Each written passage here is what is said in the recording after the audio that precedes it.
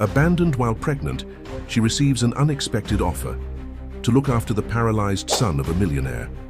But one day, when he gets home early, he comes across something he never imagined. Watch until the end to see how this story turns out. If this story interested you, subscribe to our channel. Don't forget to like this video and tell us which city you're watching us from. We'll keep going. The ancient palace loomed before Emma Sullivan like a testament to faded glory. Its weathered stone facade catching the first light of dawn. Her trembling fingers clutched the wrinkled newspaper advertisement as she stood at the ornate iron gates, her other hand instinctively resting on her swollen belly.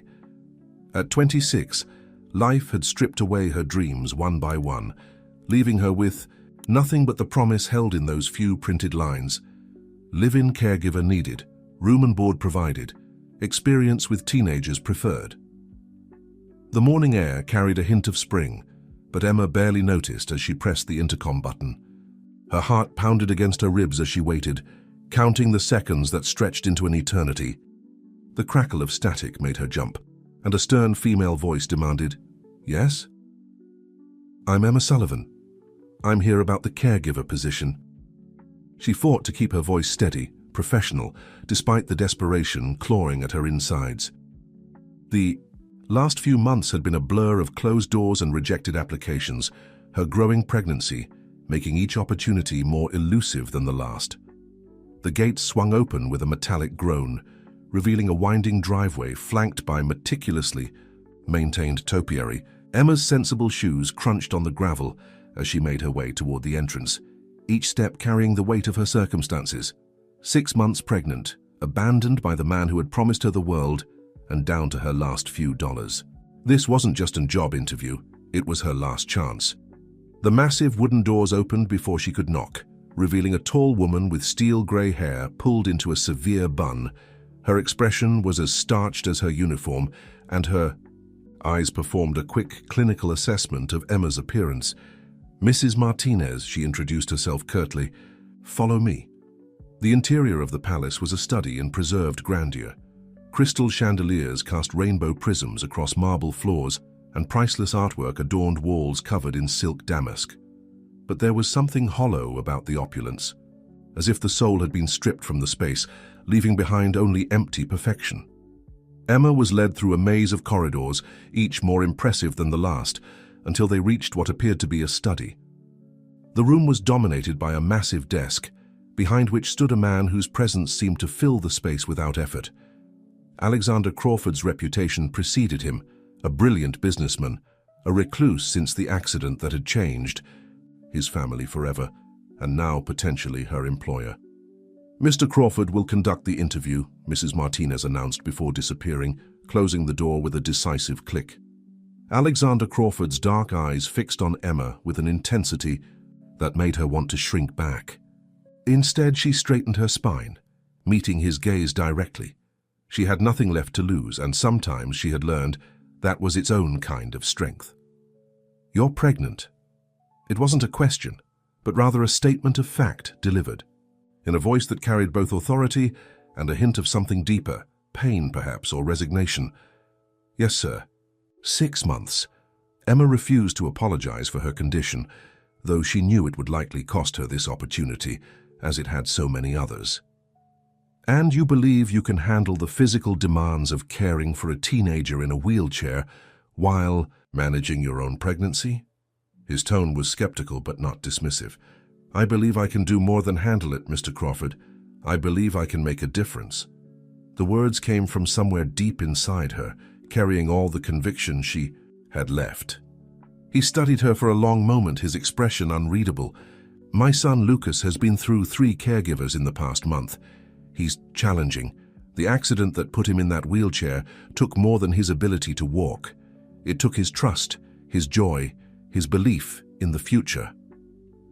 Emma felt something shift in the air between them as Alexander's professional facade cracked slightly, revealing a glimpse of the father beneath.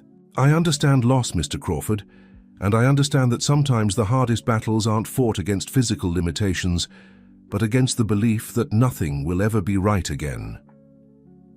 The silence that followed her words was heavy with unspoken understanding. Alexander moved from behind his desk, his movements deliberate as he approached her. "Mrs. Martinez will show you to Lucas's wing of the house. You'll spend the next hour with him. If you still want the position after that, and if he hasn't run you off, we can discuss terms." As Emma followed Mrs. Martinez back into the corridor, she could feel Alexander Crawford's gaze following her. She had seen something in his eyes during their brief interaction, a desperate hope warring with resignation, a father's love tangled with helplessness. What she couldn't know then was how that moment would mark the beginning of a journey that would transform not only her life, but the lives of everyone within those palace walls. The first thing Emma noticed about Lucas Crawford's suite was the silence. It wasn't the peaceful quiet of contentment, but rather the heavy stillness of isolation. The room itself was a teenager's paradise, state-of-the-art gaming systems, a massive television, and enough technology to run a small company. But everything felt untouched, gathering dust like abandoned dreams. Lucas sat in his wheelchair by the floor-to-ceiling windows, his back to the door. At 16, he should have been full of life and attitude, but his posture spoke of defeat. He didn't turn when Mrs. Martinez announced Emma's presence, didn't acknowledge her when the housekeeper left them alone. "I'm Emma," she offered into the silence, moving slowly into his line of sight. "Your father asked me to spend some time with you." "Don't bother getting comfortable." Lucas's voice was flat, practiced in its dismissal. "You won't last the hour." He finally turned to look at her, his features arranged in a mask of indifference that couldn't quite hide the pain beneath. His eyes, so like his father's, widened slightly at the sight of her pregnancy before narrowing in calculated disdain. "Did my father mention that the last caregiver left in tears, or that the one before her quit after 3 days?" Emma pulled up a chair, settling herself carefully. "Actually, he did mention that. He also mentioned that you're challenging." "I think that's a good thing. Challenges keep life interesting." A bitter laugh escaped him. "Interesting? Is that what you call this?" He gestured to his wheelchair, to the sophisticated medical equipment discreetly arranged around the room. "Let me guess, you're going to tell me that everything happens for a reason, that I should stay positive, that with enough determination I can overcome anything." "No," Emma replied simply. "I'm not going to tell you any of that. What happened to you is unfair, and it's okay to be angry about it. I'm not here to feed you inspirational quotes or pretend that everything is fine when it isn't." Lucas's practiced indifference faltered for a moment, caught off guard by her honesty. "Then why are you here?" "Because I need this job," Emma admitted, her hand resting on her belly. "And because maybe if we're both honest about how much life can hurt, we can figure out how to move forward together." "Honest?" Lucas's laugh was sharper this time. "You want honest? Fine. I hate these walls. I hate being trapped in this chair. I hate the way my father can barely look at me anymore, and how everyone tiptoes around me like I'm made of glass. I hate that my mother—" He stopped abruptly, his hands gripping his wheelchair's armrests until his knuckles turned white. Emma leaned forward, her voice gentle but firm. "Then let's start there. With the hate, with the anger, with the truth. No sugarcoating, no pretending." For the first time, Lucas really looked at her, seeing past his own pain, to notice the shadows under her eyes, the worry lines around her mouth, the way she carried herself like someone used to bearing heavy burdens alone. "You're not like the others," he observed, more to himself than to her. "No, I'm not. And you're not just another job to me, Lucas. We're both stuck in situations we didn't choose, dealing with circumstances that seem impossible. Maybe we can be honest about that too." A long moment passed between them, the silence now charged with possibility rather than resignation. Lucas wheeled himself closer, his movements precise and controlled. "You said you need this job. Why?" Emma's hand tightened protectively around her unborn child. "Because sometimes the people we trust the most let us down in ways we never expected. Because I refuse to give up on my baby just because its father gave up on us. Because this palace, as grand and intimidating as it is, might be the only chance I have left at building a future." Something shifted in Lucas's expression. Not acceptance, not yet, but perhaps the first crack in the walls he had built around himself. "The physical therapy equipment is over there," he said, gesturing to a corner of the room. "If you're staying, you should know that I hate the exercises. I'll probably curse at you, and I definitely won't make it easy." A small smile tugged at Emma's lips. "I wouldn't expect anything less. Should we get started?" As Emma helped, Lucas positioned himself for his exercises. She could feel Alexander Crawford's presence at the door, watching silently. She didn't turn around, focusing instead on establishing the delicate trust beginning to form between her and Lucas. She couldn't see the way Alexander's expression softened as he observed them, or how his hands unclenched at his sides for the first time in months.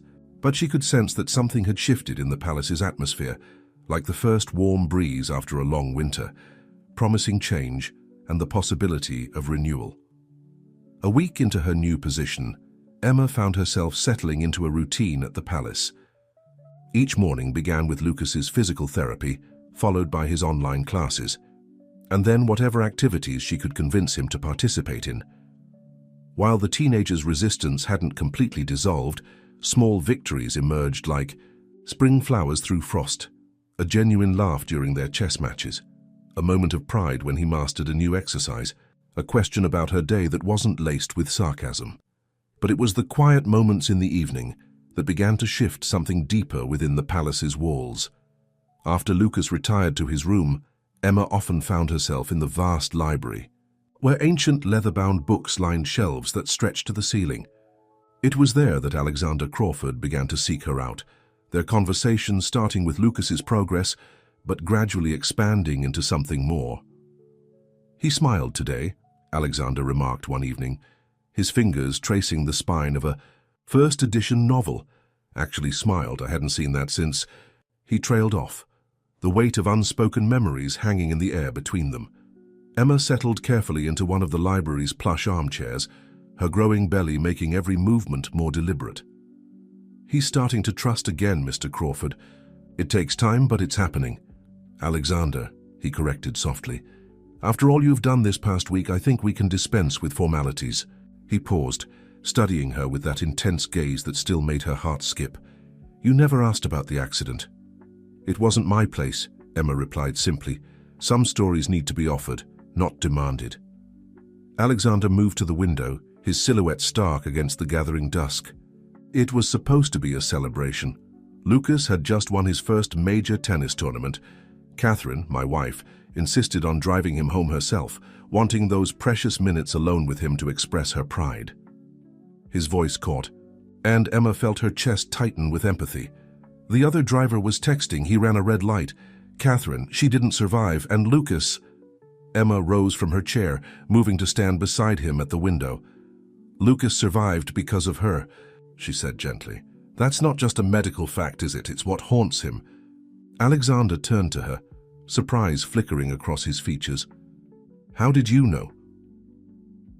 "I see it in the way he talks about that day, or rather, doesn't talk about it. The guilt of survival can be as paralyzing as any physical injury." Emma's hand rested on her belly, her own memories surfacing. "We all carry weights we never asked for. Like the father of your child." Alexander's question was careful, tentative, as if he'd been wanting to ask since her arrival but hadn't found the right moment. Emma's laugh held no humor. James Monroe, successful real estate developer, champion of charitable causes, and apparently skilled at maintaining multiple lives simultaneously. She met Alexander's gaze directly. "When I told him about the pregnancy, he offered me money to take care of it and disappear, said he couldn't risk his reputation or his marriage. When I refused, he made sure I lost my job and my apartment. His lawyers made it clear that fighting him would be futile. And yet you didn't give up."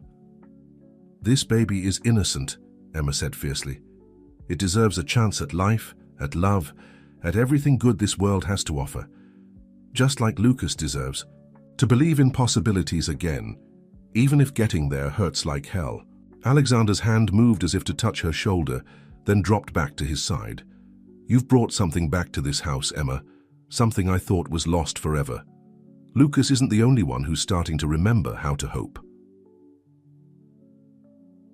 The so. A moment stretched between them, charged with unspoken possibilities. Emma felt her pulse quicken as Alexander stepped closer, his presence both comforting and unsettling. But before either could speak, Mrs. Martinez appeared in the doorway, her expression troubled. "Mr. Crawford, there's a situation with Lucas. He's refusing his evening medication and—" She hesitated, glancing at Emma. "He's asking for his mother." The spell broke. Alexander's face closed off, the vulnerable man of moments ago replaced by the controlled businessman. But as he turned to leave, Emma caught his arm. "Let me," she said softly. "Sometimes it's easier to fall apart with someone who isn't carrying the same wounds." Alexander studied her for a long moment before nodding. As Emma made her way to Lucas's wing, she could feel Alexander's gaze following her, much like that first day. But now it carried a different weight, one that spoke of trust beginning to bloom in the midst of shared pain. What she couldn't know then was that their conversation in the library had been overheard by someone whose presence would soon shatter the delicate peace they were building. Outside the palace gates, a figure stood in the shadows, watching, waiting, planning to reclaim what they believed was rightfully theirs. The next morning would bring more than just sunrise to the palace's doors. It would bring a storm that would test every fragile bond forming within its walls. Emma found Lucas in his darkened room, his wheelchair positioned by the window where rain had begun to fall, matching his mood. His fingers gripped the armrests with white-knuckled intensity, and in the dim light, she could see the tracks of tears on his cheeks. "I don't want the medication," he said before she could speak, his voice raw. "I don't want any of it. I don't want to sleep. I don't want to dream. I don't want to wake up tomorrow and remember all over again that she's gone." Instead of arguing, Emma pulled up a chair beside him. "Tell me about her," she said softly. "Tell me about your mum." Lucas's breath caught in his throat. No one had asked him that before. They all knew Catherine Crawford, or thought they did. The socialite, the philanthropist, the perfect wife and mother. But they didn't know her the way he did. "She used to sing," he started, the words coming slowly at first, then faster like a dam breaking. Terrible off-key singing, especially in the car. She knew it was awful, but she didn't care. Said life was too short to worry about perfect pitch. A broken laugh escaped him. She was right about that, wasn't she? Emma reached out, placing her hand next to his on the armrest, close enough to offer comfort, but not demanding contact. "What else?" She came to every tennis match, every practice. Even when Dad was too busy, she was there. That last tournament, his voice cracked. I was mad at her, can you believe that?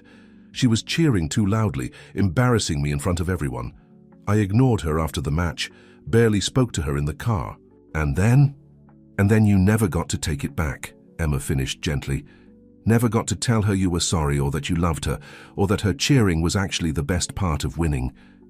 Lucas turned to her sharply. How do you know? How do you always know? Because regret is universal, Lucas. We all carry words we wish we'd said, moments we wish we could change. She shifted in her chair, wincing slightly as her baby kicked. But you know what else is universal? Love. The kind that doesn't need perfect moments or perfect words. The kind your mother had for you. The kind that made her protect you until the very end. But I didn't deserve it, Lucas whispered, the core of his pain finally exposed. I was horrible to her that day. Why did she save me? Why not herself? Because that's what mothers do, Emma said, her hand moving instinctively to her belly. We protect our children no matter what. Your mother's last act wasn't a judgment of your worth, Lucas. It was a testament to how much she loved you, how much she believed in your future. For the first time since the accident, Lucas allowed himself to really cry. Not the quiet tears of isolation, but deep, racking sobs that shook his entire body. Emma moved closer, offering her presence as an anchor in his storm of grief.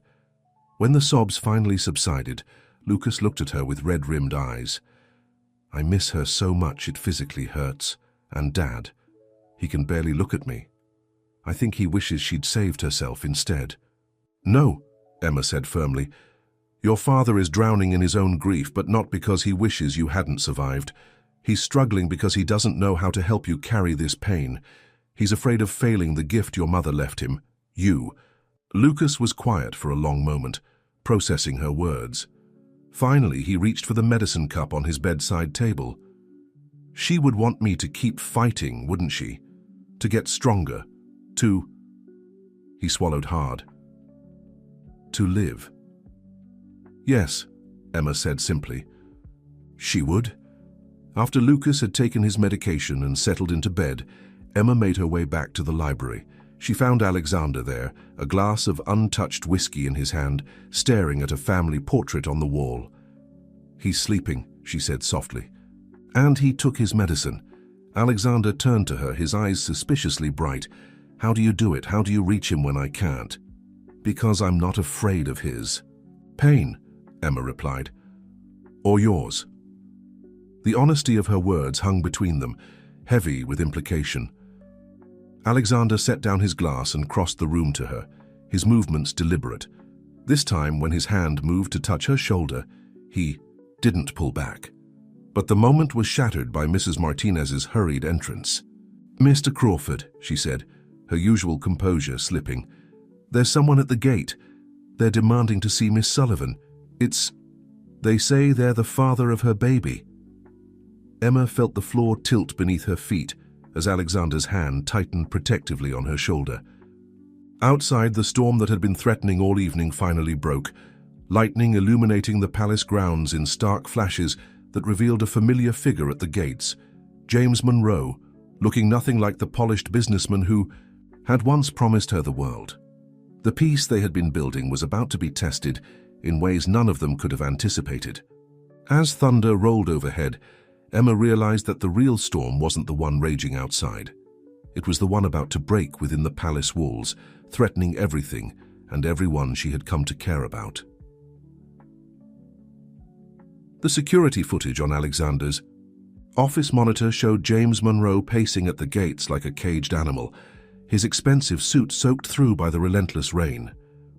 Emma stood behind Alexander's chair, her arms wrapped protectively around her middle, while Mrs. Martinez hovered anxiously by the door. "I won't let him in," Alexander stated firmly, his jaw set. "One word from you, Emma, and security will escort him off the property." Emma's heart raced as she watched James on the screen. Gone was the polished charm that had once swept her off her feet, replaced by something desperate and unpredictable. "He won't go away," she said softly. "I know him. He'll keep coming back, making scenes, maybe even going to the press. His reputation means everything to him, but he's not above destroying others to protect it." "Let him try," Alexander's voice carried steel. "My legal team—" "No," Emma interrupted, straightening her spine. "I need to face him. I've been running long enough." Alexander rose from his chair, turning to face her. "You don't owe him anything, Emma. Not an explanation, not your time, and certainly not your fear." Their eyes met, and Emma felt strength flow into her from his steady gaze. "I know, but I owe it to myself and to my baby to stand up to him, once and for all." After a long moment, Alexander nodded. "We'll receive him in the formal sitting room. Mrs. Martinez, please have security standing by. And Emma—" His hand found hers, squeezing gently. "You're not alone anymore." The sitting room, with its gilt-edged mirrors and antique furniture, felt like a stage set for the confrontation to come. Emma sat in a high-backed chair, her hands folded calmly in her lap, while Alexander stood by the fireplace, his presence both protective and imposing. When James was shown in, his wet footprints marring the pristine marble floor, the contrast between the two men couldn't have been starker. "Well, well," James sneered, running a hand through his dripping hair. "Quite a step up from that little apartment of yours, isn't it, Emma? I should have known you'd land on your feet, always the survivor, aren't you?" "What do you want, James?" Emma's voice was steady, betraying none of the turmoil beneath. "What do I want?" He laughed, but there was no humor in it. "I want to know why you're here in one of the most prestigious addresses in the city, working for one of its most prominent families.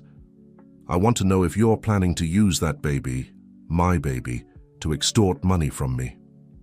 And I want to make sure you understand exactly what will happen if you try." Alexander took a step forward, but Emma raised a hand to stop him. This was her battle. "Your baby?" She stood slowly, one hand resting on her belly. "You lost any right to call this child yours the moment you offered me money to take care of the problem. You made your choice, James. You chose your reputation, your marriage, your perfect life. I chose my baby." "Don't play innocent, James." Spat. "You knew exactly what you were doing. Did you really think I wouldn't find out about your new position? That I wouldn't wonder what game you're playing?" "The only person playing games is you," Emma replied, her voice gaining strength. I'm here because I needed a job, and because there's a young man upstairs who needs my help, that's all. I haven't contacted your wife, your business partners, or the press. I haven't asked you for anything, and I never will." James moved closer, his face twisted with something between rage and fear. "You expect me to believe—" "Step back," Alexander's command cut through the tension like a blade. "You've said your piece. Now leave." "And who are you to give me orders?" James turned, his attention to Alexander, sizing him up. The reclusive widower, hiding away in his palace while the world moves on. "Tell me, what exactly is your interest in my former associate?" The temperature in the room seemed to drop several degrees as Alexander stepped forward. "My interest, Mr. Monroe, is in protecting the people under my roof. Emma and her child are under my protection now. If you threaten them again, if you so much as appear at my gates, you'll discover exactly how much influence I still have in this city." Something flickered in James's eyes. Recognition, perhaps, or fear. Everyone in the business world knew the Crawford name and the power it still wielded. "This isn't over," he said, but his voice had lost its edge. "I won't let you use my mistake to your advantage." "Your mistake?" Emma's quiet words stopped him at the door. "This baby is not a mistake, it's a gift, one you'll never deserve to know." After James was escorted out, Emma's carefully maintained composure crumbled. Her knees buckled, and Alexander caught her before she could fall, guiding her gently back to the chair. Mrs. Martinez appeared with a cup of tea, her usually stern face softened with concern. "I've never stood up to him before," Emma whispered, her hands shaking as she accepted the tea. "I was always too afraid." "You were magnificent," Alexander said softly, kneeling beside her chair. "But he'll be back. Men like that don't give up easily." "I know." Emma's free hand found his, drawing comfort from his strength. "But next time I'll be stronger. We all will be." Neither of them noticed Lucas's wheelchair in the doorway, or the thoughtful expression on his face as he watched their clasped hands.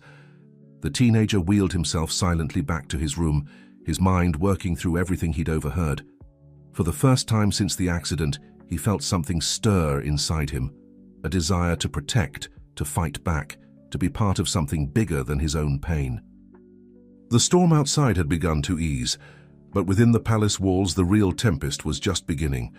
James Monroe's appearance had changed everything, bringing not just threats and fear, but also the possibility of unexpected alliances and newfound courage. As Emma finally let herself lean into Alexander's support, she realized that sometimes the biggest battles brought out the strongest bonds and the most surprising heroes. The morning after James Monroe's appearance brought an unexpected shift in the palace's dynamics.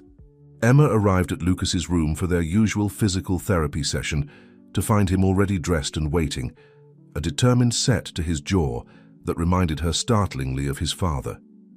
"I want to try the new exercises today," he announced before she could speak, "the ones Dr. Chen suggested for building upper body strength." Emma tried to hide her surprise at his sudden enthusiasm. For weeks, she'd been trying to convince him to attempt the more challenging routine. "Are you sure? They're quite demanding." "And I'm sure," Lucas cut her off, wheeling himself toward the exercise area. "I need to be stronger for—" He hesitated, then finished softly, "for all of us." The meaning behind his words hit Emma like a physical force. "You were there last night. You saw what happened with James." Lucas nodded, beginning his warm-up stretches with unusual focus. "I heard everything. The way he threatened you, the way Dad defended you. His hands stilled on the resistance bands. The way you stood up to him, even though you were scared." Emma knelt beside his wheelchair, meeting his eyes directly. "Lucas, you don't need to—" "Yes, I do," he insisted. "For months I've been wrapped up in my own pain, my own loss. But last night, watching you and Dad, I realized something. Strength isn't just about muscles or physical ability. It's about standing up for the people you care about, even when you're terrified." Tears pricked at Emma's eyes, but she blinked them back. "Your mother would be proud of you, you know, not just for wanting to get stronger, but for understanding what real strength means." A ghost of a smile touched Lucas's lips. "She always said that family wasn't about blood. It was about who you chose to fight for." He reached out, hesitantly touching Emma's rounded belly. "This baby, it's going to need protecting from him, and maybe I could help with that." The moment was interrupted by Mrs. Martinez's arrival, her usual efficiency tinged with obvious concern. "Miss Sullivan, Mr. Crawford requests your presence in his study immediately. There's been a development." Emma found Alexander in his study, pacing between towering bookshelves with a newspaper clutched in his hand. His expression was thunderous. "Have you seen this?" he demanded, thrusting the paper toward her. The headline made her blood run cold. "Crawford heirs caregiver, hiding shocking secret. Pregnant assistant's connection to prominent developer raises questions." "He works fast," Emma whispered, sinking into a chair as she scanned the article. It was carefully worded to avoid outright libel, but the implications were clear. She was portrayed as a gold digger, using her pregnancy to infiltrate the Crawford household for financial gain. "I've already called my lawyers," Alexander said, his voice tight with controlled anger. "We can sue for defamation, but that's exactly what he wants," Emma finished. "A legal battle that will drag everyone's names through the mud. He's betting that you'll want to avoid the publicity, that you'll pressure me to leave to protect your family's reputation." Alexander stopped pacing, turning to face her with an intensity that made her breath catch. "You are part of this family now, Emma. You and your child. I won't let him drive you away." The conviction in his voice made something warm bloom in her chest, but fear still clouded her thoughts. "Alexander, I can't let him destroy everything you've built. Your business, your reputation, are worth nothing compared to what you've given us," he interrupted, crossing the room to kneel before her chair. "In the months since you arrived, I've watched my son come back to life. I've seen him smile, again heard him laugh, and He reached up, cupping her face with a gentleness that belied his strength. "I've remembered what it feels like to hope, to care, to want a future that's more than just existing." Emma leaned into his touch, her heart racing. "I'm scared," she admitted. "Not for myself, but for what he might do. James is powerful, connected. He won't stop until—" The study door opened, interrupting her words. Lucas wheeled himself in, followed by Mrs. Martinez, who was unsuccessfully trying to stop him. "I have an idea," he announced, his eyes bright with purpose, "about how to handle Monroe." Alexander straightened, but didn't move away from Emma. "Lucas, you shouldn't worry about—" "Mom would want me to help," Lucas said firmly, "and I think I know how. Remember Jeremy Chen? Your mother's godson." Alexander frowned. "The investigative reporter?" Lucas nodded, a hint of his old smile playing at his lips. "He's been trying to reach out to me since the accident, but I've been pushing everyone away. Maybe it's time I talked to him. Maybe it's time we all did." Emma looked between father and son, seeing the same determination mirrored in their faces. In that moment, she realized that James Monroe had made a crucial mistake. He thought he was dealing with a vulnerable, isolated woman he could easily intimidate. Instead, he had unknowingly united a broken family, giving them a common purpose and a reason to fight back. As Alexander and Lucas began discussing strategy, Emma felt her baby kick, as if responding to the surge of hope in the room. The palace that had once felt like her last resort had become something else entirely. A fortress of protection, a place of healing, and most surprisingly, a true home. The battle ahead would be difficult, but for the first time since James had reappeared in her life, Emma felt truly unafraid. She had found her family, and together they would face whatever storms came their way. Jeremy Chen arrived at the palace on a bright Sunday morning, his journalist's notebook tucked under his arm and compassion in his dark eyes. Emma watched from the library window as Lucas wheeled himself out to meet his mother's godson, Alexander hovering protectively nearby. It was the first time Lucas had willingly received a visitor since the accident, and the significance of the moment wasn't lost on any of them. "He looks so much like Catherine," Mrs. Martinez murmured, appearing silently beside Emma with a tray of coffee. The housekeeper's usual stern demeanor had softened over the past days, her protective instincts extending beyond Lucas to include Emma and her unborn child. She would be proud of him today. Emma turned from the window, accepting a cup of coffee with a grateful smile. "He's stronger than he knows. They both are." She watched as Jeremy embraced Lucas, the teenager stiffening for a moment before returning the hug. "I just hope this plan works." "It will," Mrs. Martinez said with surprising conviction. "The truth has a way of finding its light." The meeting moved to Alexander's study, where Emma joined them. Jeremy's initial shock at her pregnant condition quickly gave way to professional interest as they explained the situation with James Monroe. "Let me get this straight," Jeremy said, his pen moving rapidly across his notebook. A prominent real estate developer, known for his charitable work and family values, not only abandoned his pregnant girlfriend, but actively tried to force her to terminate the pregnancy, and now he's using his media connections to smear her reputation.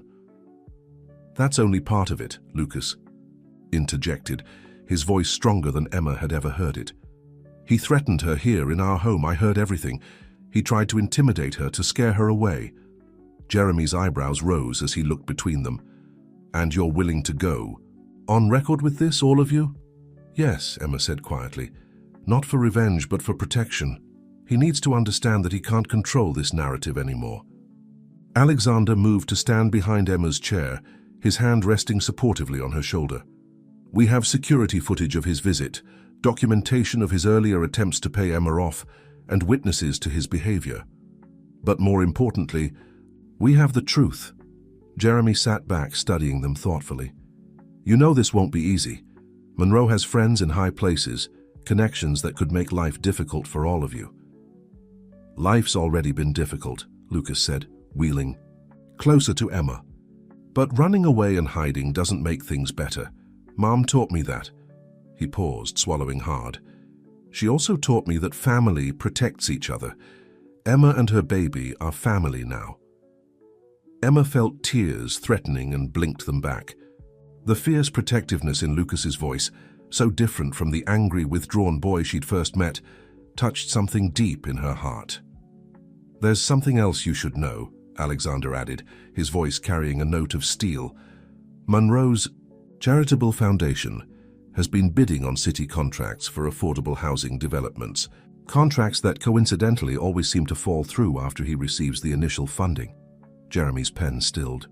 "Are you suggesting—" "I'm suggesting that a thorough investigation into James Monroe might reveal more than just a personal scandal. My legal team has been gathering information." Alexander's grip on Emma's shoulder tightened slightly. He chose the wrong family to threaten.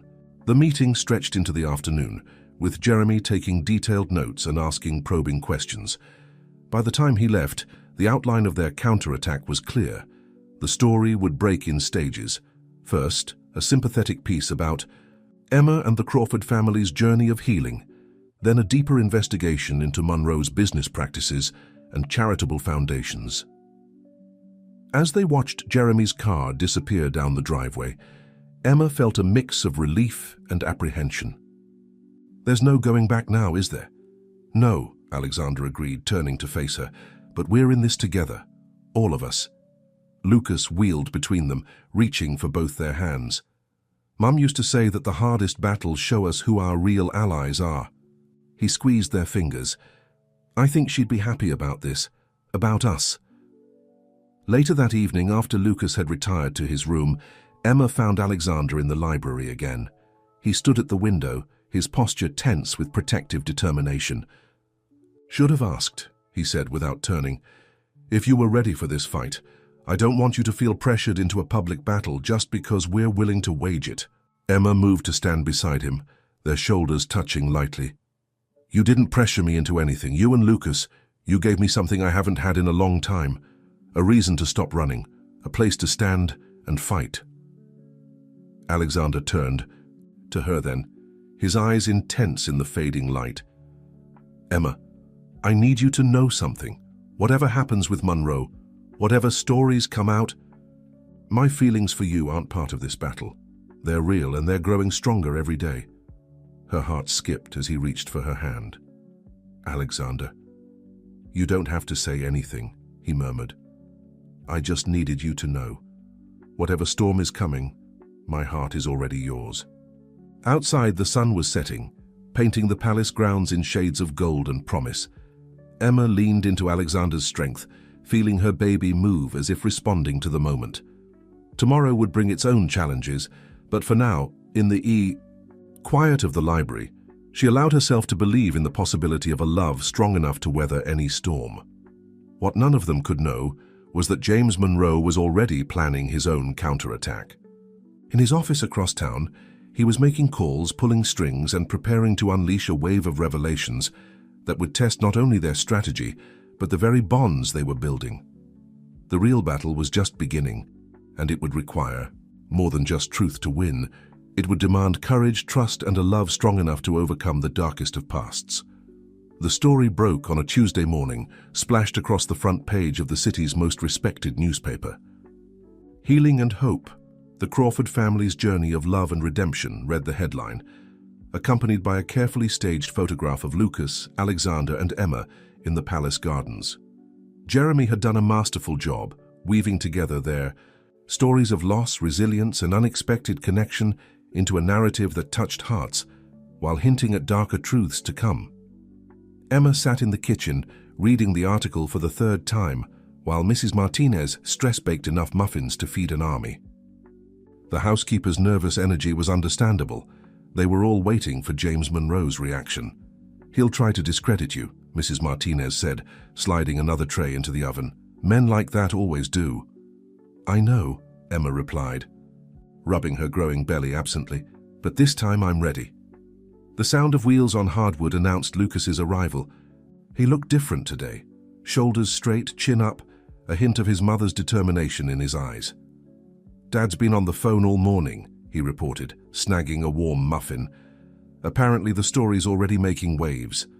3 of Monroe's business partners have called, asking questions about his charitable foundation."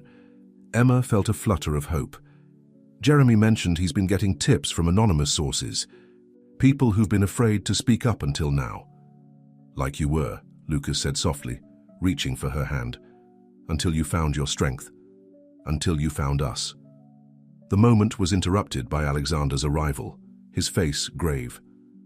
"Monroe's called a press conference for this afternoon. His office is saying it's about setting the record straight." Emma's heart clenched, but she forced herself to remain calm. "What do you think he'll say?" "Nothing we haven't prepared for," Alexander assured her, moving to stand behind her. Chair. His presence, solid and unwavering, helped steady her nerves. "The legal team is ready, and Jeremy has his follow-up piece ready to go, depending on Monroe's angle of attack." Lucas wheeled closer to the kitchen island, his expression thoughtful. "I've been thinking, maybe I should speak at the hospital fundraiser next week, tell my story, including how Emma helped me find my way back." Both Emma and Alexander turned to him in surprise. The annual fundraiser for the rehabilitation center, where Lucas received treatment, was a major social event, one he had refused to attend since the accident. "Lucas, you don't have to," Emma began, but he cut her off. "Yes, I do. Monroe wants to paint you as some kind of gold digger who manipulated her way into our lives. But I can tell them the truth. How you helped me when I was lost in darkness. How you taught me that strength comes in many forms." His voice grew stronger with each word. "Mom would want me to stand up for what's right." Alexander moved to his son's side, placing a hand on his shoulder. "Are you sure about this? There will be press, cameras." "I'm sure," Lucas said firmly. It's time I stopped hiding. Mum never hid from a fight that mattered, and neither will I. The rest of the morning passed in a blur of preparation. Alexander's legal team arrived with documents and strategies, while Jeremy called regularly with updates from his sources. By early afternoon, they were gathered in Alexander's study, watching Monroe's press conference on the large wall-mounted screen. James looked impeccable as always, his expression carefully crafted to convey dignified hurt as he addressed the cameras. I've called this conference to address certain allegations that have been made against me, he began. While I regret any pain my past actions may have caused, I feel it's important to clarify the nature of my relationship with Miss Sullivan. Emma felt Alexander's hand slip into hers as James continued, spinning a tale of manipulation and deceit. According to him, she had been the one to suggest termination, hoping to leverage the situation for financial gain.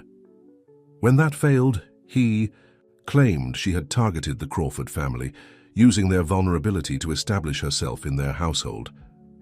What he doesn't know, Alexander whispered in her ear, is that we have proof. Every email, every threat, every attempt at coercion, all documented and ready to be revealed.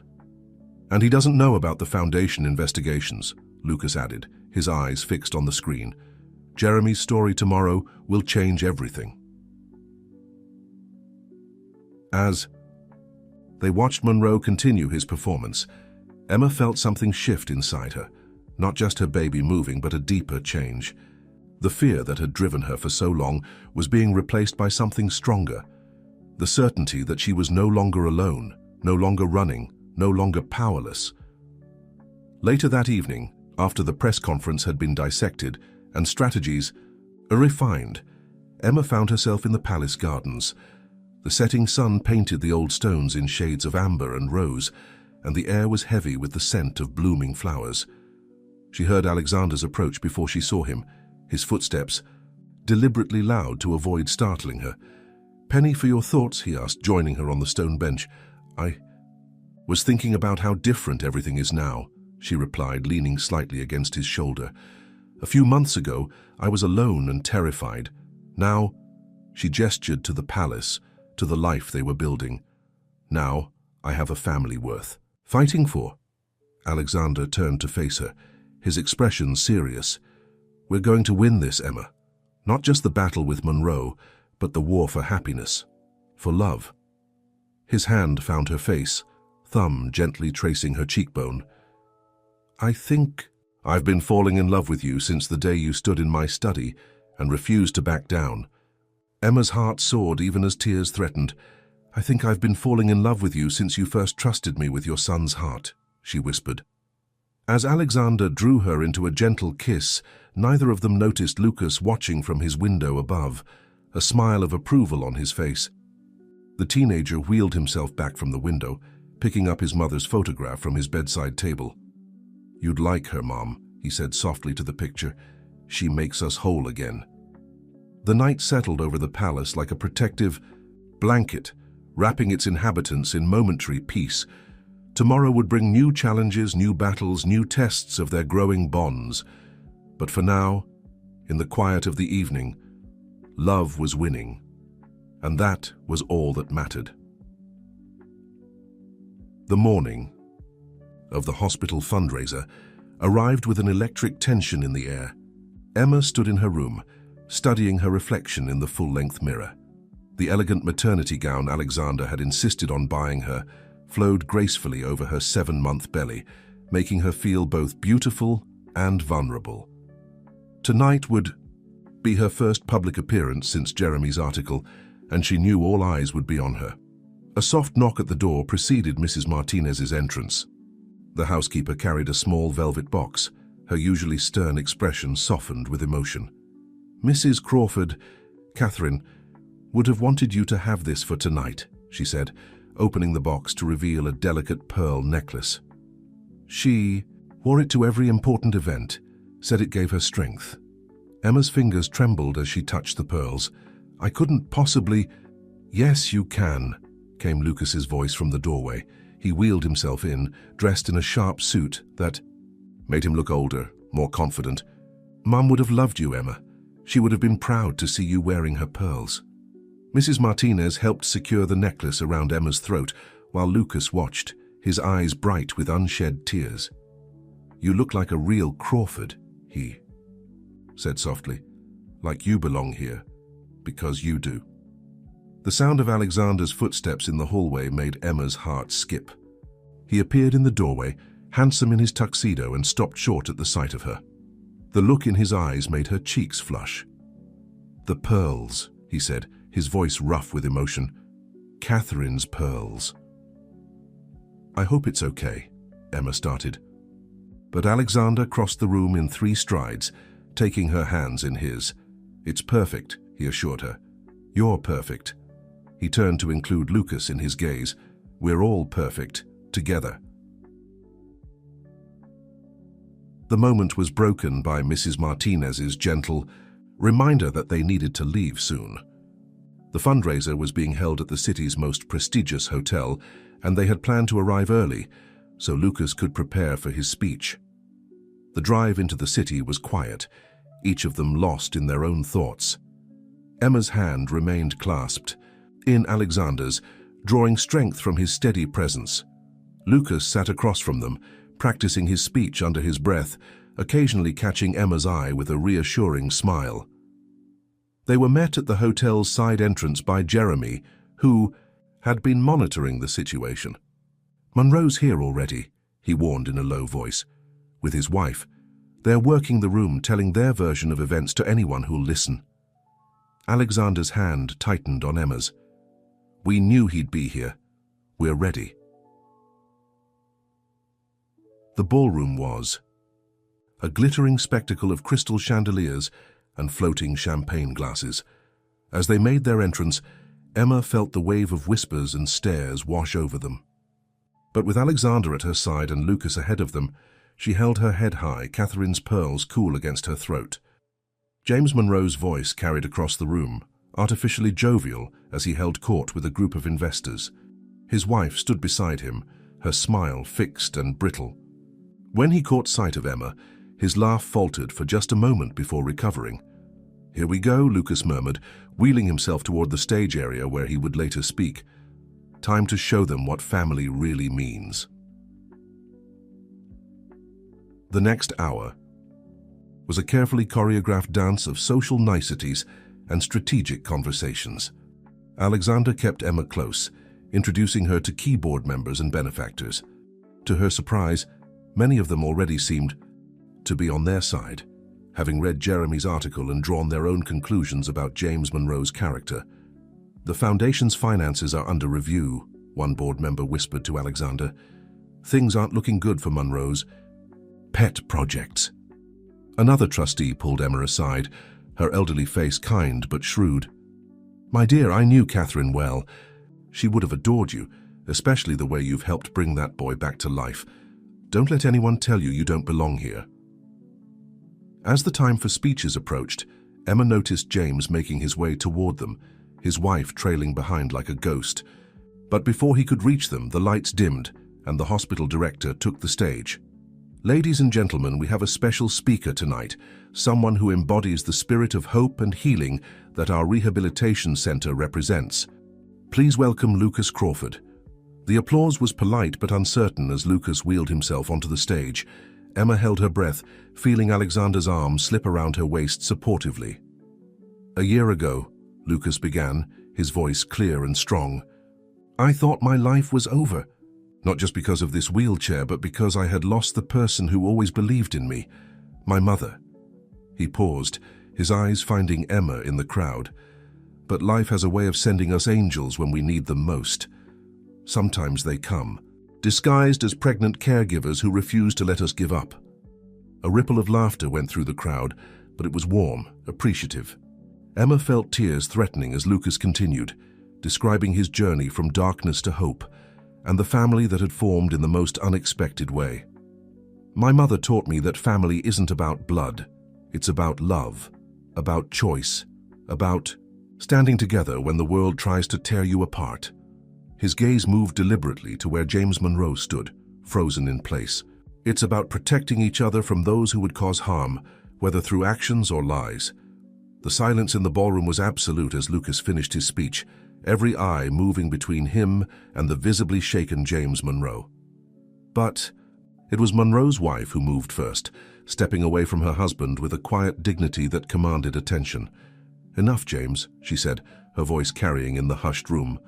"I've known about your lies for weeks, about the Foundation's missing funds, about Ms. Sullivan, about everything. It's over." The gasps and whispers that erupted were lost to Emma as Alexander pulled her closer, his lips brushing her temple. "We've won," he whispered, "together." But as they watched James Monroe's carefully constructed world begin to crumble, Emma felt her baby kick sharply. The evening wasn't over yet, and somehow she knew that this victory, sweet as it was, would come with its own set of challenges. The real test of their newfound family was just beginning. The aftermath of the fundraiser unfolded like a carefully orchestrated symphony.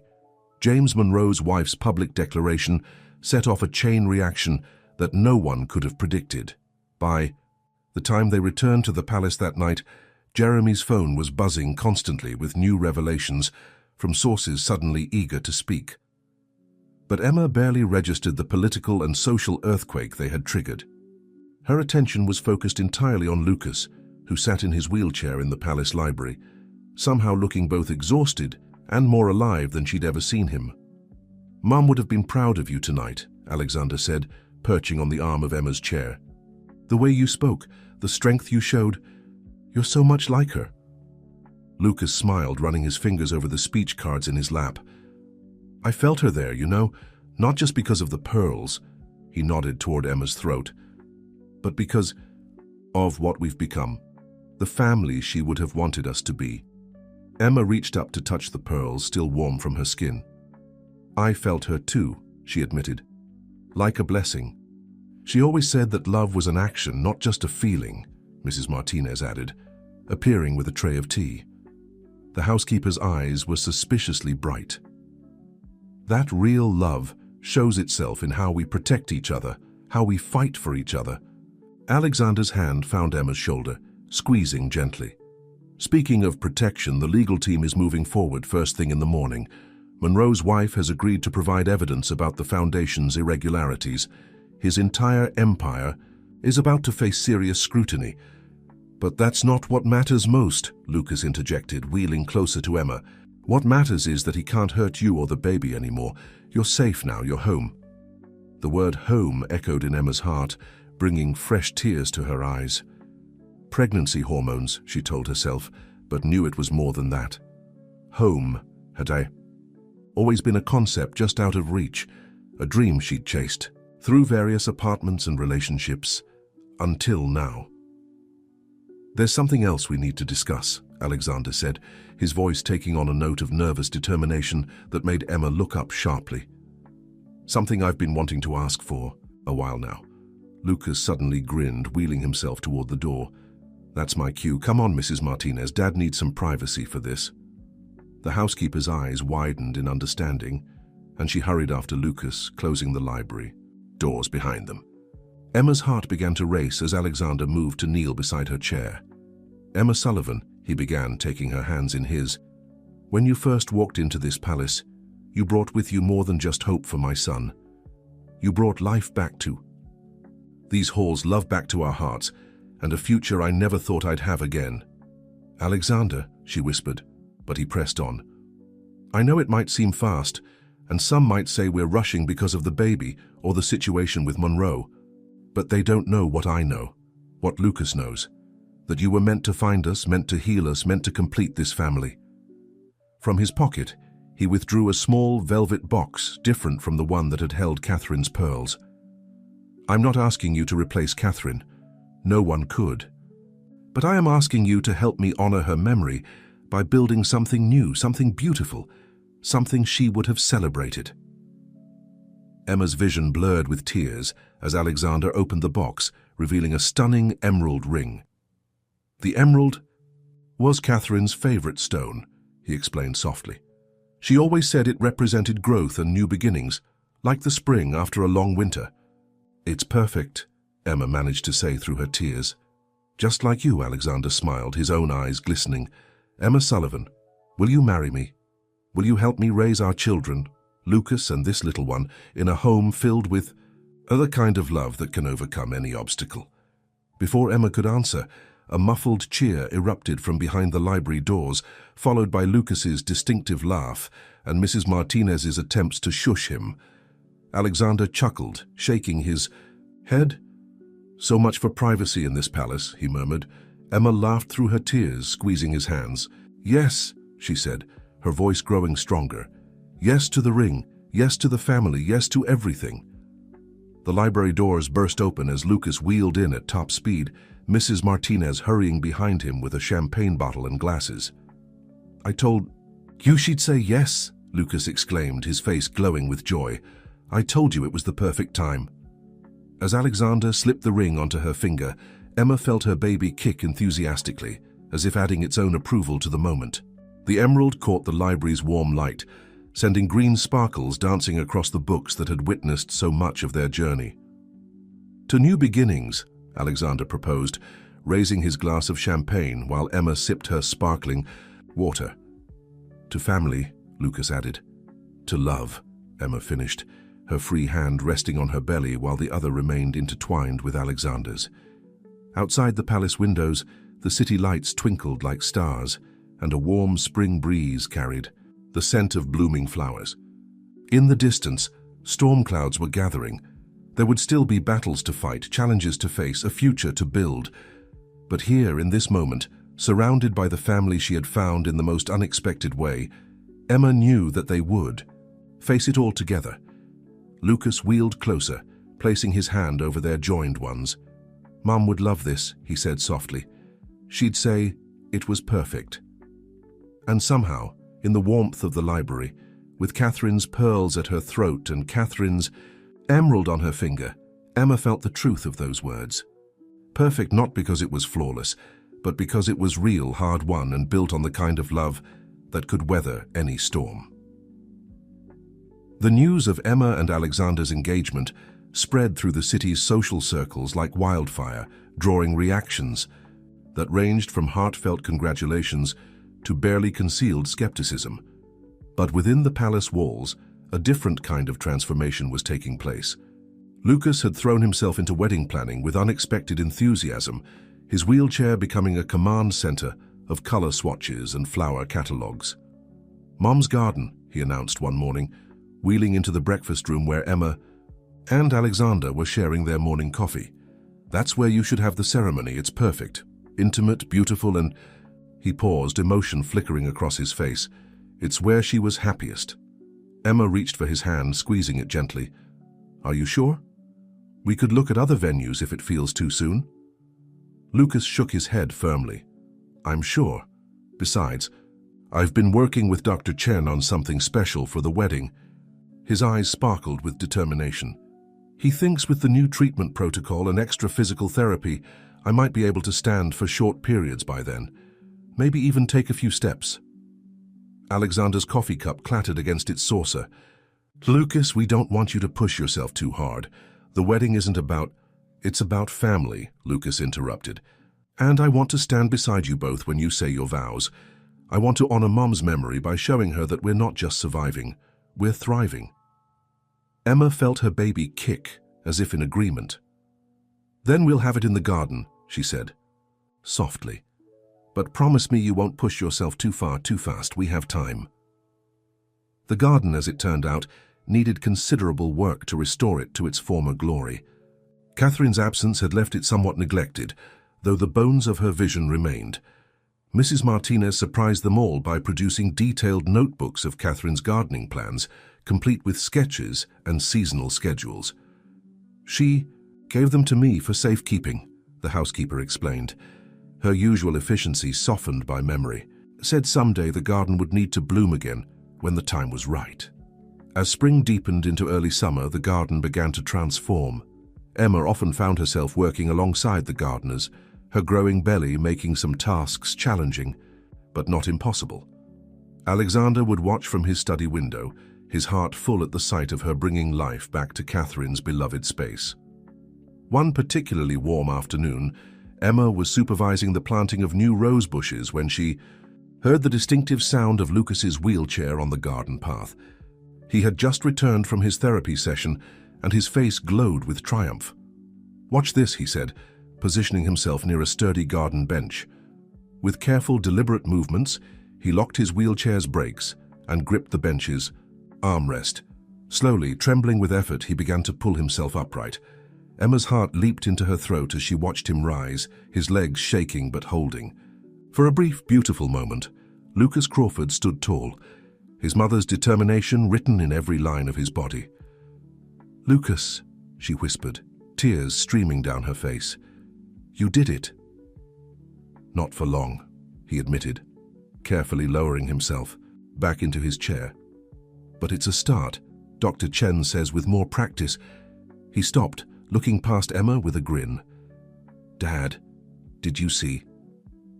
Alexander stood frozen in the garden doorway, his eyes bright with unshed tears.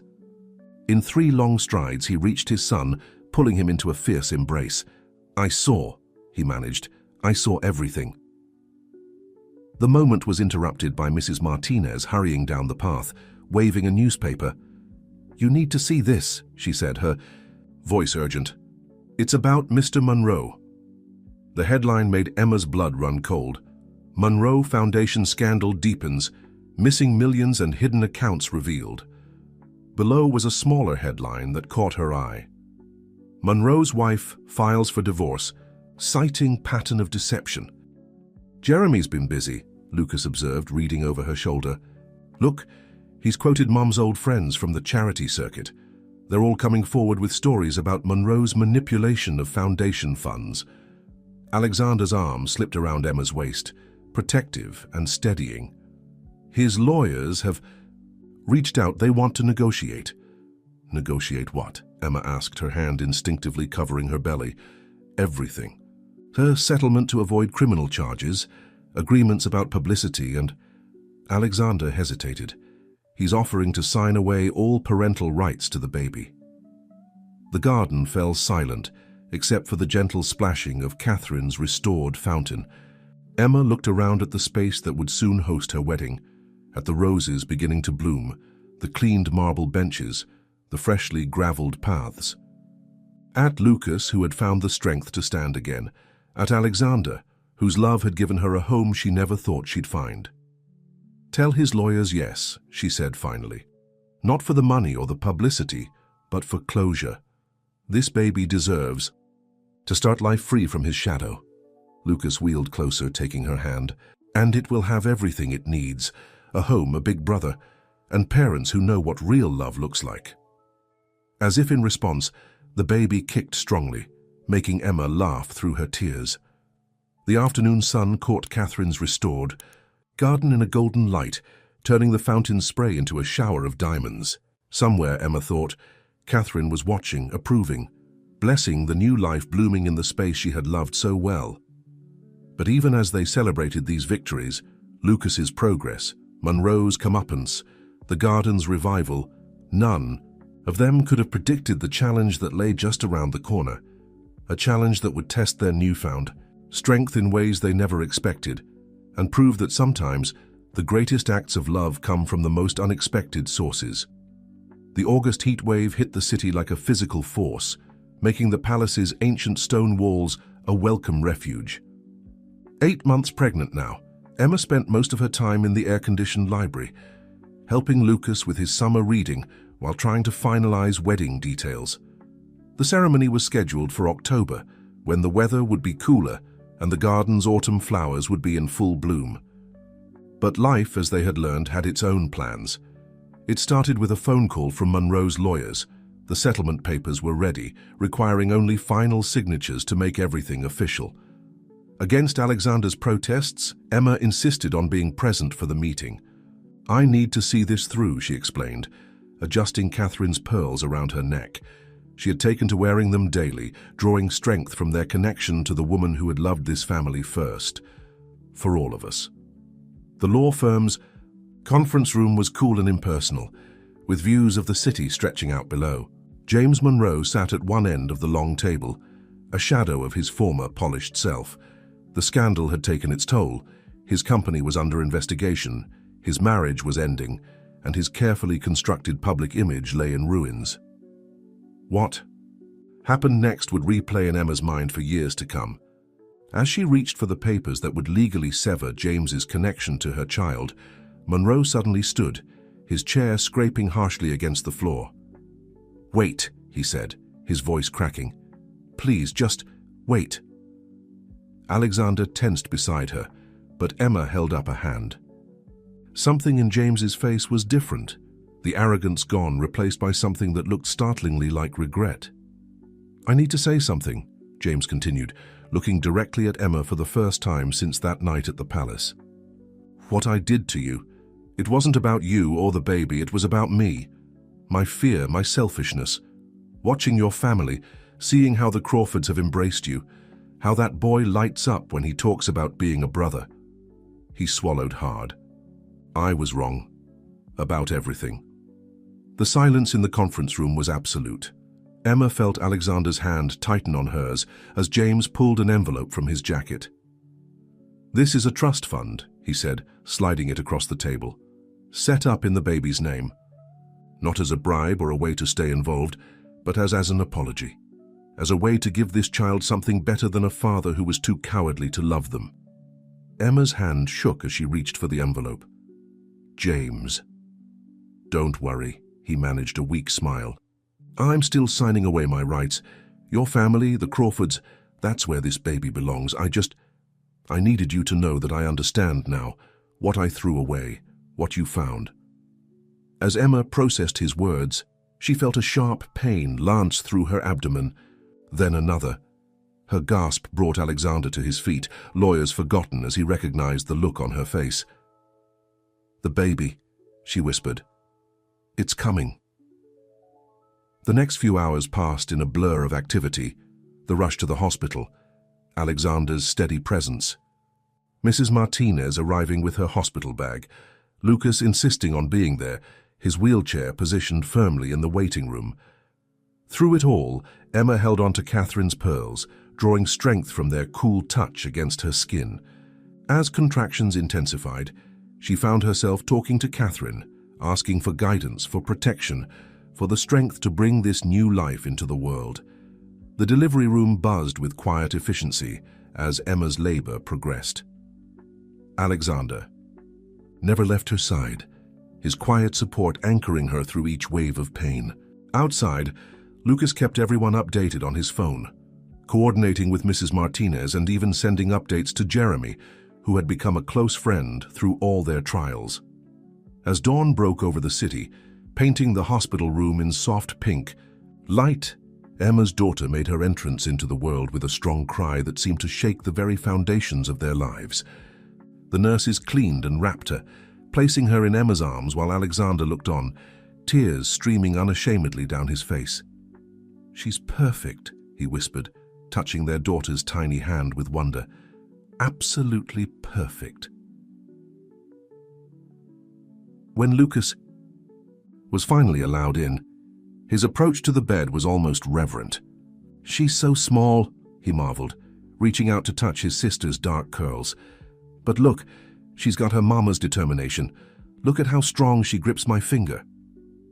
Emma watched her family, her real family, gather around her daughter, their love already wrapping the tiny girl in an unbreakable cocoon of protection and acceptance. The baby, as if sensing she was the center of attention, opened her eyes, revealing irises of a striking green that made Mrs. Martinez gasp. "Catherine's eyes," the housekeeper whispered. "She has Catherine's eyes." The truth of it struck them all at once. This baby, born of struggle and fear, but delivered into love and hope, carried a piece of Catherine with her. Not by blood, but by some deeper magic that spoke of family bonds transcending mere genetics. As the morning light strengthened, Emma looked around at her unlikely family. Alexander gazing at their daughter with pure adoration, Lucas already playing the protective big brother, Mrs. Martinez fussing with blankets and taking photos. In her arms, little Catherine Rose Crawford, for they had all agreed on the name months ago, slept peacefully, unaware of the journey that had brought her here, or the love that would shape her future. The perfect moment was interrupted by an urgent text from Jeremy. Monroe's wife just went public with everything, the whole story. You need to see this. But for now, in this sacred space of new beginnings, the outside world could wait. They had more important matters to attend to, like counting tiny fingers and toes, like watching Lucas practice holding his sister, like beginning the next chapter of their remarkable story together. The palace had transformed in the weeks following little Catherine's arrival. The once quiet halls now echoed with the soft sounds of lullabies and gentle conversations. The library, still Emma's favorite retreat, had acquired a comfortable nursing chair, and even Mrs. Martinez's stern demeanor had melted completely in the face of the baby's toothless smiles. But perhaps the most remarkable transformation was in Lucas. His determination to be the best big brother possible had given his physical therapy new purpose. Dr. Chen had been amazed by his progress, and now 6 weeks after his sister's birth, Lucas had mastered standing for several minutes at a time. "Watch this, Katie," he would say to the baby, using his special nickname for her as he gripped his parallel bars. The little one would stare in fascination, her green eyes tracking her brother's movements as he worked to strengthen his legs. Emma often found herself watching these moments from the doorway of Lucas's therapy room, her heart so full it hurt. Alexander would join her sometimes, slipping his arm around her waist as they observed their children bonding. "She's going to grow up knowing nothing but love," he murmured one afternoon, as they watched Lucas reading a story to his captivated sister. Both of them will. The media storm surrounding James Monroe's downfall had finally begun to settle. His wife's tell-all interview had exposed years of manipulation and financial misconduct, leading to criminal investigations and the collapse of his business empire. But the part that had captured the public's imagination was the story of redemption, how his greatest mistake had led to the creation of a beautiful new family. Jeremy's final article about their story had run in the Sunday edition, featuring a photo of all four of them in Catherine's garden. Lucas standing proudly with his supports, Emma holding little Katie, and Alexander beaming with joy. The headline read, "Love redefines family, the true meaning of legacy." "Your mother would have loved this," Mrs. Martinez said one morning as she helped Emma prepare for a very special day. They were in Catherine's old dressing room, now converted into a bridal suite. The October morning was crisp and clear, perfect for the intimate garden wedding they had planned. Emma smoothed her hands over the simple but elegant wedding dress, her fingers finding Catherine's pearls at her throat. "Do you really think so?" "I know so," the housekeeper replied firmly, adjusting Emma's veil. "She always said love was about growth, about becoming more together than you could be apart. That's what you've given this family, the chance to grow again." A soft knock at the door preceded Lucas's entrance. He was dressed in a sharp suit, his face glowing with excitement and determination. "Ready for your surprise?" he asked, gripping the handles of his walker. Emma turned, and her breath caught. Lucas was actually standing, with minimal support from his mobility aids. "Lucas," she whispered, tears threatening to ruin her carefully applied makeup. "You did it." "I've been practicing in secret," he admitted, taking a careful step forward. "I wanted to walk you down the aisle. Well, part of it anyway. Dr. Chen says I can manage about halfway before I need the chair." Emma crossed the room carefully, mindful of her dress, and hugged him gently. "Having you stand with us at all is more than enough. It's perfect." The garden was a vision of autumn glory. Catherine's roses were in their final bloom, mixed with chrysanthemums and dahlias in warm harvest colors. Fairy lights twinkled in the trees, ready for when dusk would fall. During the reception, a small group of their closest friends and family waited in white chairs around the flower-adorned arch where Alexander stood. Little Katie, dressed in a tiny white dress that matched her mother's, was cradled safely in Mrs. Martinez's arms at the front. Her green eyes seemed to sparkle with joy as she watched the proceedings unfold. The moment Emma appeared at the garden path's entrance, with Lucas standing tall beside her, a collective gasp went up from the assembled guests. Alexander's eyes filled with tears as he watched his son take careful, determined steps, escorting the woman he loved toward their future. Halfway down the aisle, exactly as planned, Jeremy waited with Lucas's wheelchair. The transition was smooth, practiced, and somehow added to the beauty of the moment rather than detracting from it. It was real, honest, just like their love. When Emma finally reached Alexander, Lucas positioned himself beside them, standing, again with the help of his walker. The officiant smiled warmly at the unusual but perfect family tableau before beginning the ceremony. "Love," she began, "is not about perfect moments. It's about perfect hearts finding each other in imperfect circumstances. It's about choosing each other, day after day, through every challenge and triumph." As Emma and Alexander exchanged their vows, little Katie let out a happy gurgle, making everyone laugh. The baby's timing was impeccable. Just like her mother before her, she seemed to know exactly when to add her blessing to important moments. "By the power vested in me," the officiant concluded, "I now pronounce you husband and wife. You may kiss the bride." As Alexander drew Emma into their first kiss as a married couple, the garden erupted in applause. Lucas cheered from his standing position, his face radiant with joy. Mrs. Martinez wiped tears from her eyes while cradling the baby, and Jeremy, their faithful chronicler and friend, captured it all for posterity. The reception that followed was everything they had hoped for, intimate, joyous, and filled with love. As dusk fell and the fairy lights began to twinkle, Alexander led Emma in their first dance, while Lucas held his sister, both of them swaying gently to the music from his wheelchair. Looking around at her family, her husband's loving gaze, her son's proud smile, her daughter's innocent joy, and the warmth of all those who had supported them through their journey, Emma felt Catherine's presence more strongly than ever. It was there in the garden she had lovingly created, in the pearls at Emma's throat, in the green eyes of the baby who carried her name, and in the strength of the son who had learned to stand again. Their story wasn't a fairy tale. It was something better. It was real, built on understanding, forgiveness, and the kind of love that grows stronger through adversity. As the evening wrapped them in its gentle embrace, Emma knew that this was just the beginning of their journey together. There would be more challenges, more triumphs, more moments of growth and joy, but they would face them all as they had faced everything else, together as a family. 2 months after the wedding, on a crisp December morning, the palace buzzed with excitement. Lucas had a major physical therapy evaluation, one that would determine if he could begin transitioning to crutches for longer periods. The whole family gathered in Dr. Chen's office, little Katie contentedly sleeping in her carrier, while Emma and Alexander held hands nervously. "The progress you've made is remarkable," Dr. Chen said, reviewing Lucas's latest scans. "The combination of your determination and the new treatment protocol has exceeded all our expectations.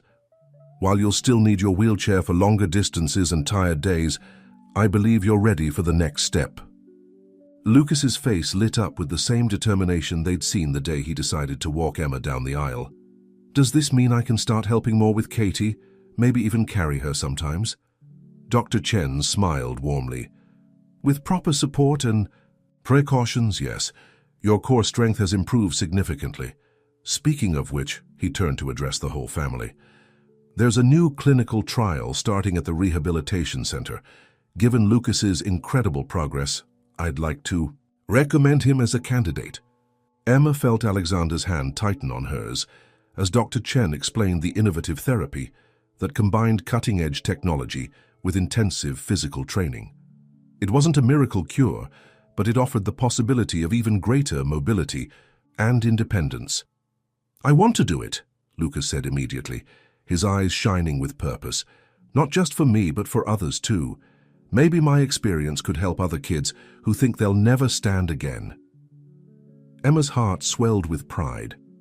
This was the same boy who had once refused to leave his room, now wanting to become an inspiration for others. She caught Alexander's eye and saw the same emotion reflected there. That evening, after Lucas had demonstrated his improved standing ability by helping to feed his sister her bedtime bottle with proper support and supervision, the family gathered in the library. It had become their nightly tradition, sharing the day's events, making plans, simply being together. "I've been thinking," Lucas said, watching Katie sleep in Emma's arms, "about Mum.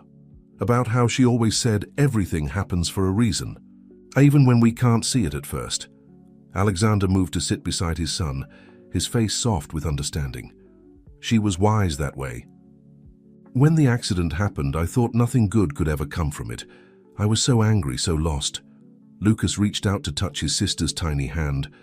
"But if it hadn't happened, if our lives hadn't been turned upside down, Emma might never have found us. Katie might never have been born. Our family wouldn't be what it is now." Emma felt tears spring to her eyes as Lucas continued, his voice growing stronger with each word. "I'm not saying I'm glad it happened. I still miss Mom every day. But I understand now what she meant about reasons and purpose. Sometimes the worst moments in our lives lead us to the best ones." Mrs. Martinez, who had been quietly arranging tea things nearby, paused in her work. "Catherine would be so proud of the young man you've become," she said softly, "of the family you've all built together." As if on cue, little Katie stirred and opened her eyes, those striking green eyes that seemed to hold all the wisdom of her namesake. She looked around at her family and smiled, one of those heart-melting baby smiles that made everything else fade away. "You know what else Mom used to say?" Lucas asked, wheeling closer to gently stroke his sister's cheek. "She said that love was like her garden. It needed care and attention, but it also needed room to grow wild sometimes, to surprise you with unexpected blooms in unexpected places." Emma looked around the library at the family photos that now lined the shelves alongside the ancient books. There was their wedding photo in the garden, Lucas standing proud beside them. A candid shot of Alexander holding Katie for the first time, his face a mix of joy and wonder. Lucas in his therapy sessions, determination written in every line of his body. And in the center, a restored photo of Catherine, her smile seeming to bless them all. "Speaking of the garden," Alexander said, reaching for a folder on his desk. "I've been working on something, a foundation in Catherine's name, for families dealing with spinal cord injuries, especially children and teenagers. Lucas, I was hoping you might want to be involved, maybe share your story to help others find hope." Lucas's eyes lit up. "Really? You mean it?" "Of course," Alexander smiled. "Who better to show others that challenges can become stepping stones, that families can heal and grow stronger through adversity?" Emma watched her family dream and plan together, her heart full of gratitude. The road ahead would have its challenges. Lucas's new treatment program, the foundation's development, the everyday adventures of raising their children. But they would face it all together, stronger for having found each other in the midst of their darkest moments. Outside the library, windows. The first snow of winter began to fall, dusting Catherine's garden in white.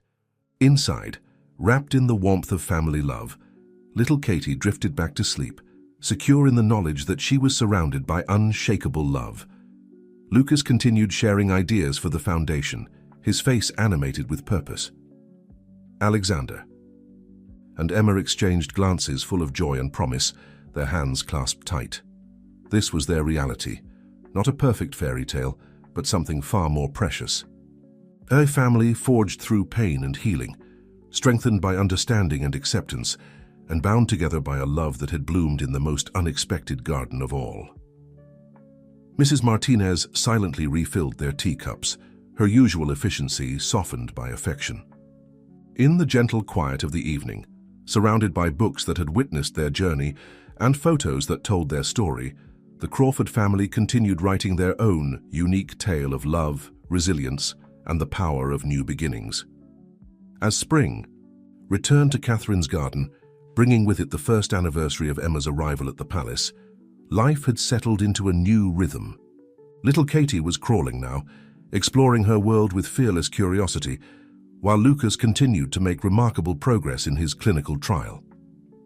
The Crawford Foundation for Spinal Cord Recovery was taking shape, with Lucas's story inspiring donations and support from across the country. But it was on a quiet Sunday morning that the most unexpected development occurred. Emma was in the garden, Katie secure in her baby carrier as they watched Lucas practice with his new forearm crutches.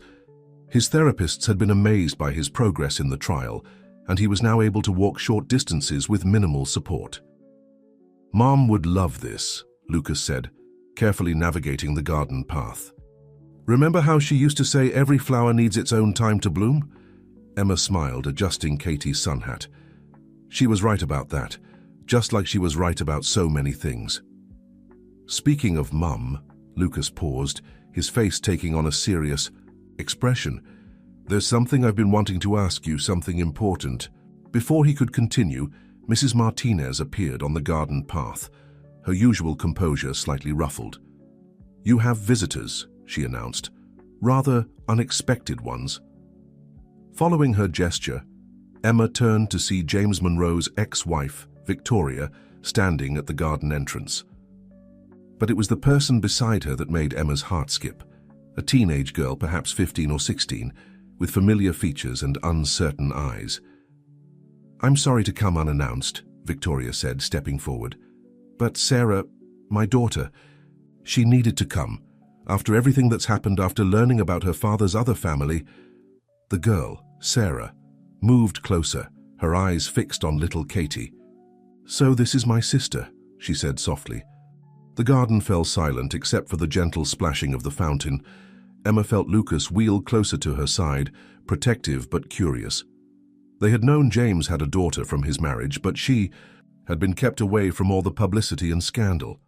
"Half-sister," Lucas corrected gently, surprising everyone.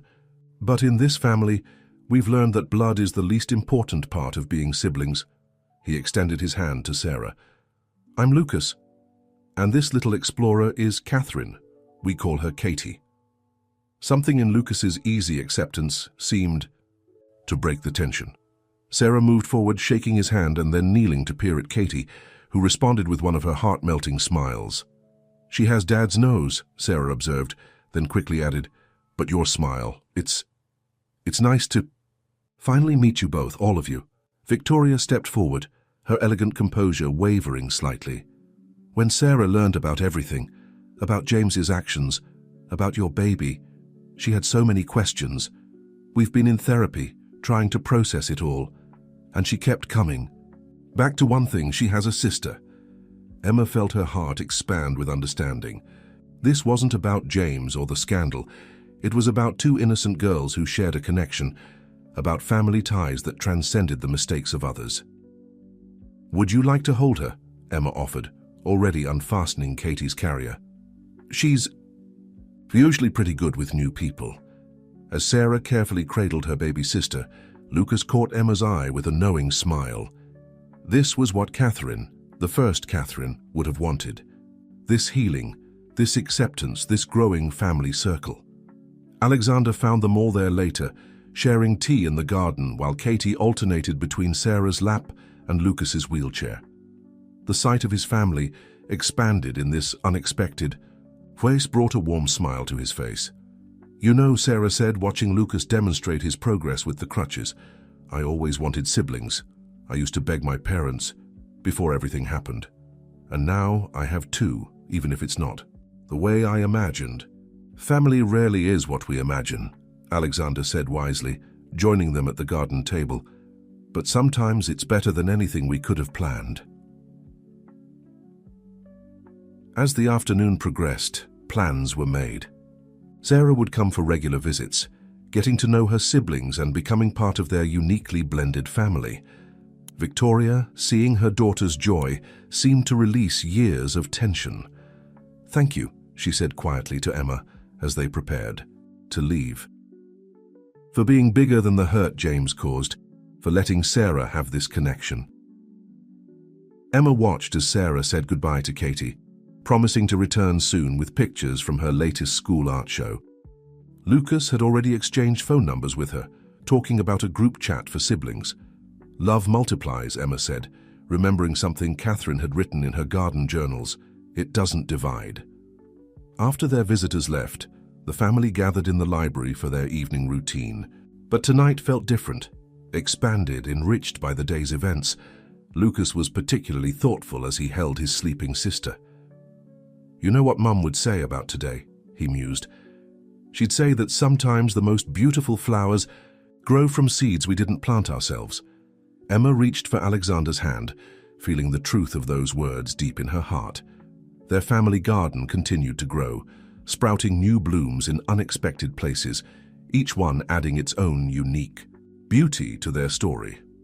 Mrs. Martinez, arranging fresh flowers in a vase, smiled knowingly. Catherine always said that love was the best fertilizer, she added, and this family has plenty of that to go around.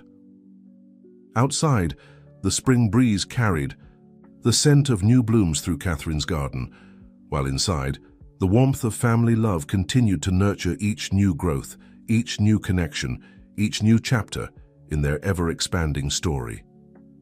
The Crawford Foundation's first major event was scheduled for early summer, coinciding with Lucas's completion of the clinical trial. The palace was buzzing with preparation, as families from across the country would be gathering to share their stories and learn about the innovative treatments that had helped Lucas regain so much of his mobility. Emma found herself in Catherine's garden early that morning, Katie babbling happily in her stroller, while Sarah, who had come to help with the event, arranged name tags and welcome packets. The teenage girl had become a regular presence in their lives, her artistic talent contributing to the foundation's materials, and her gentle spirit helping to heal old wounds. "Do you think there will be other kids my age?" Sarah asked, carefully aligning the badges. "Other siblings of people with spinal cord injuries?"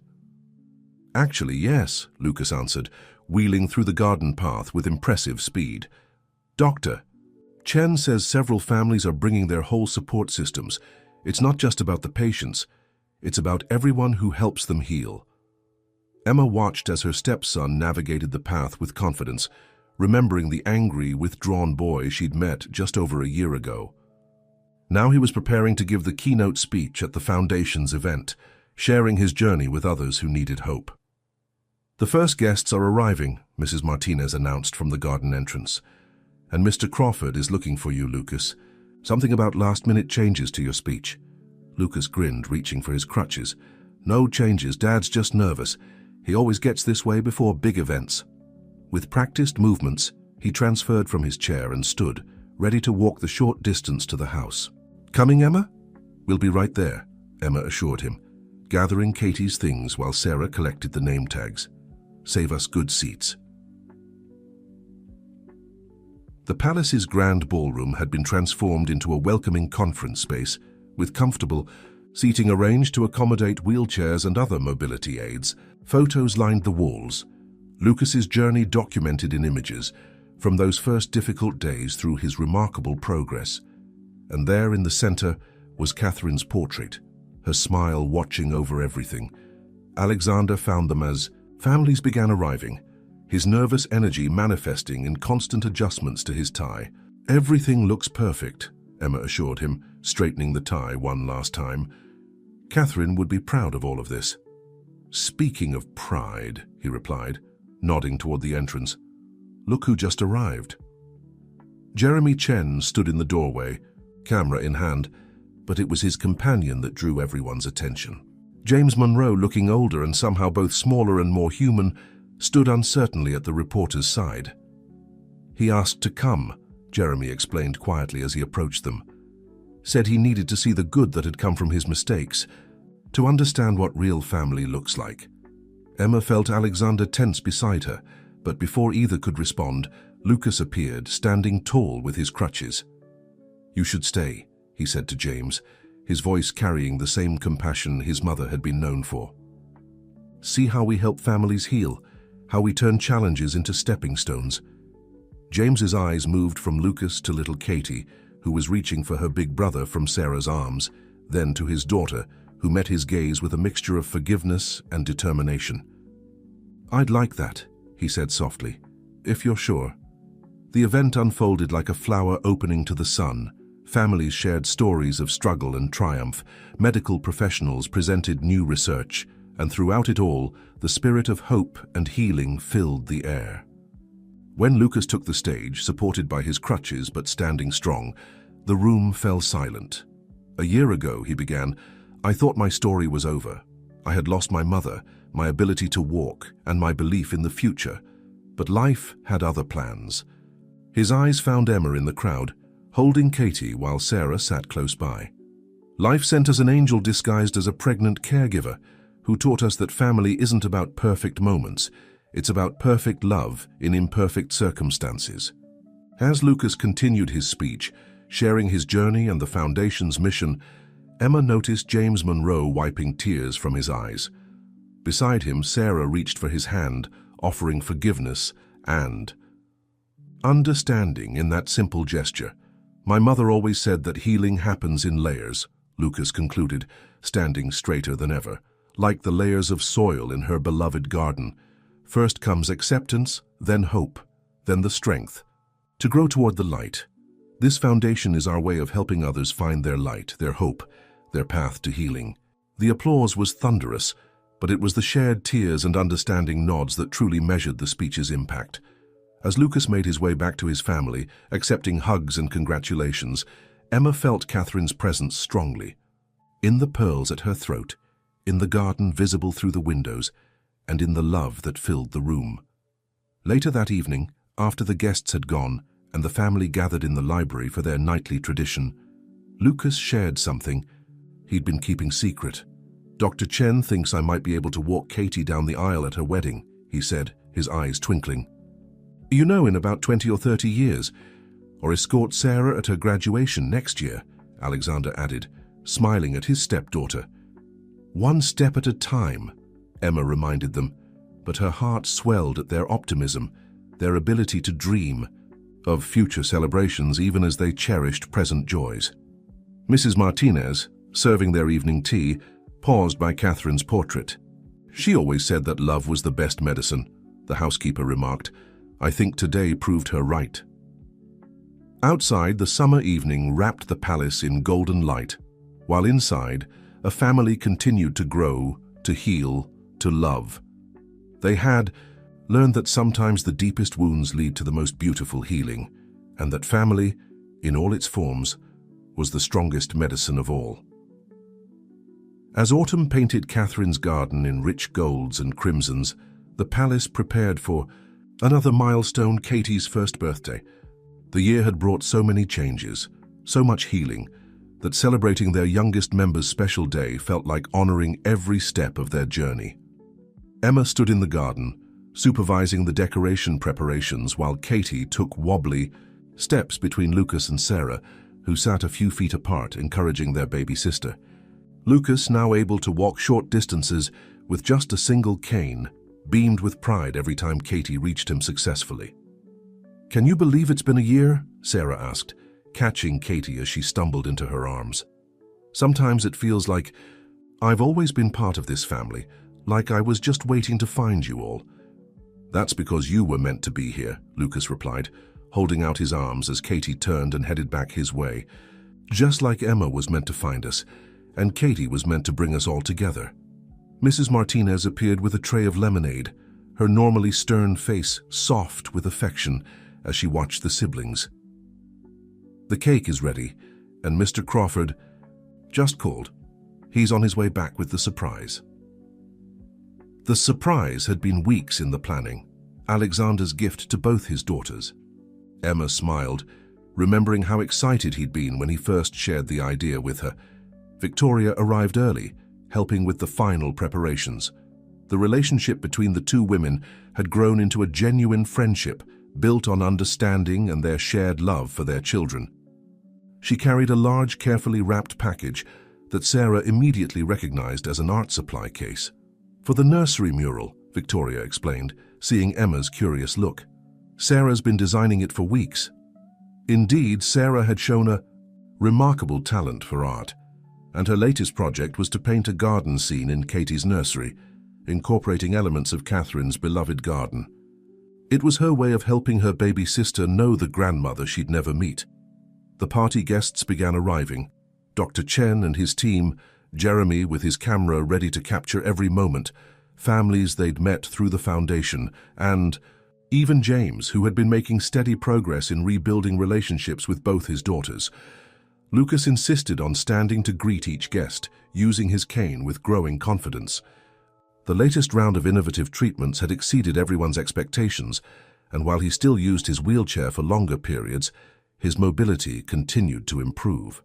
"She's got Catherine's spirit," Mrs. Martinez remarked, watching Katie. "Charm every guest she encountered.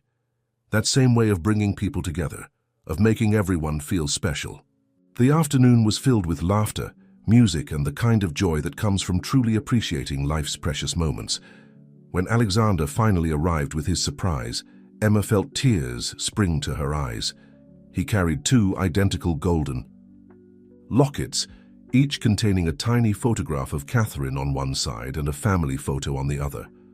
"For my daughters," he announced, presenting them to Sarah and Katie, "so they'll always carry their family close to their hearts."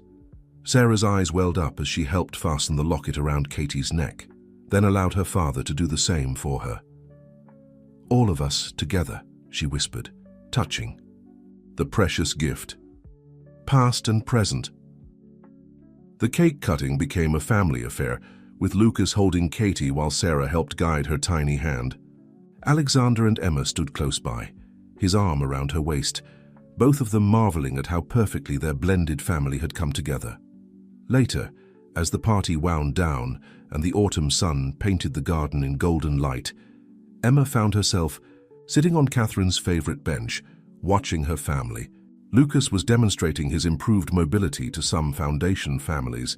Sarah was showing Victoria and James her sketches for the nursery mural, and Alexander was dancing with Katie in his arms, her new locket glinting in the fading light.